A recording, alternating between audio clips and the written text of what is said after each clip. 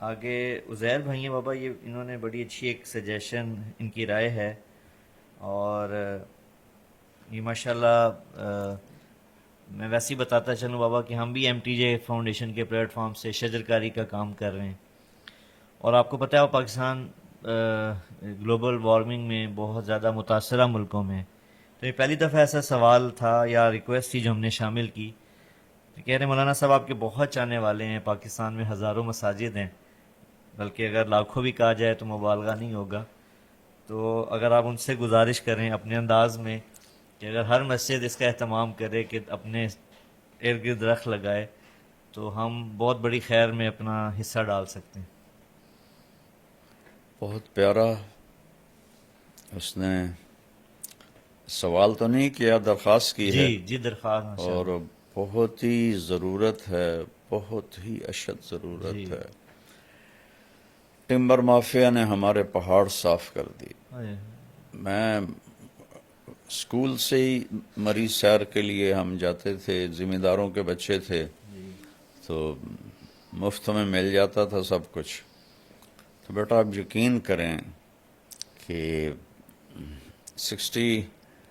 69-71 تک تو میرا کالج کا دور ہے۔ جی مری میں جب جاتا تھا دوستوں کے ساتھ ہم ٹھہرتے تھے، تو اتنا درخت تھا کہ نہ سڑک نظر آتی تھی نہ گھر نظر آتے تھے۔ اللہ اکبر، اللہ، میٹروپول ہوٹل تھا، پوری صاحب رحمۃ اللہ علیہ، وہ گلاب علی چشتی مرحوم میرے بڑے پیارے دوست تھے، ان کے والد سے ان کی دوستی تھی، تو وہ اس کے فلیٹس تھے، اب تو وہ ہوٹل بن گئے، جی وہ صرف فیملیز کو دیتے تھے۔ صحیح، تو ہم چھڑوں کو وہ اس لیے دے دیتے تھے کہ گلاب علی پھر غلام علی کا بیٹا تھا، تو وہ ہم اس میں رہتے تھے مہینہ مہینہ۔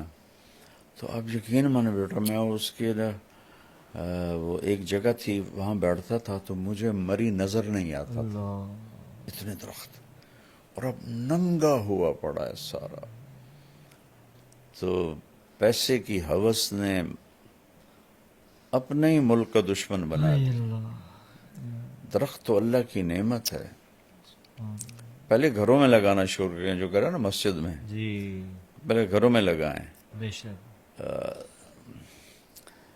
ایک بات بتاتا ہوں، مولانا درخواستی صاحب رحمۃ اللہ علیہ آئے تھے ہمارے گاؤں، بہت پرانے، میں اس وقت 8ویں 9ویں میں پڑھتا تھا، جی تو میں ان کو کوئی 15 سال بعد ملا، جی بہاولپور میں بیمار تھے۔ میں نے کہا جی آپ ہمارے گاؤں آئے تھے، ان کا ایسا حافظہ تھا، ہاں پہچانتا ہوں، آپ کے گاؤں میں درخت بہت زیادہ تھے اللہ، اور آپ نے ہمیں مرچوں والا سالن کھلایا تھا۔ ماشاء اللہ، ہمارے بڑوں نے تو گاؤں کو ایسے کر دیا تھا کہ رئیس آباد نظر نہیں آتا تھا، اور یہ ہماری جو سڑک ہے یہ بڑے بڑے درختوں سے بھری ہوتی تھی، لیکن تو خود ہم اپنی جان کے دشمن بنے ہوئے ہیں۔ تو میں اس بچے کا شکر گزار ہوں، اور ماشاء اس کے اللہ، ذریعے سے پوری قوم سے کہتا ہوں درخت اگاؤ، درخت اگاؤ، درخت اگاؤ۔ یہ جو ہمارے پرائیویٹ بناتے ہیں نا کالونیز، جی یہ بڑے ظالم ہیں، یہ انچ انچ بیچنے کے چکر میں ہوتے ہیں۔ ان کو یہ نہیں ہوتا کہ کوئی سبزہ، کوئی گراؤنڈ، کوئی گرینری ہو، جی آکسیجن آئے۔